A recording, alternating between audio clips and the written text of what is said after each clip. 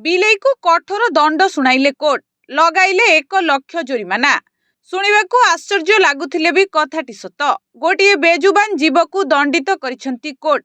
फ्रांसर Herald अंचल में रहुथिबा Dominic नामक जड़े महिलांकर रेमी नामक एक बिलेई रही। रेमी एक कौतूहली एवं साहसिक बिलेई। रेमी तांको पड़ोसी को अनुसंधान करने को भल पाए। से प्रायतः तांको पड़ोसी बगीचारे बाड़ डेई तांको घर को पशि जाए। केतबेले ता नखरे कांथ खराब कर दिए तो आउ केतबेले सेमानंको कंबଳରେ परिस्रा कर दिए।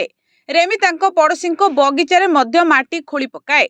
पड़ोसी ता कार्य अत्यंत विरक्त हो जाइथिले, जहाँ तांको 70 वर्षीय मालिक डोमिनिक को समस्या पकाई देथिला, जहाँको नेई कोर्टर द्वारस्थ होइथिले पड़ोसी।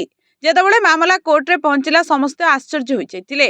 आउ जनवरी रे कोर्ट पड़ोसी सहमत होई राय देइथिले जे रेमीर मालिक डोमिनिक को 1250 यूरो जरिमाना देबाकू पड़िबो। एथि सहित रेमी को घर बाहरिबा उपरे कटकणा लगाइछंती कोर्ट। जदि रेमी तांको पड़ोसी बाड़ पुनश्च डिए तेबे मालिकों को आहुरी जरिमाना देबाकू पड़ी पारे, जहाँ एबे सोशल मीडिया रे भाइराल हेउथिबा बेले बिलेई पाई मालिकों को एभली दंड को अनेक विरोध करिसेंती।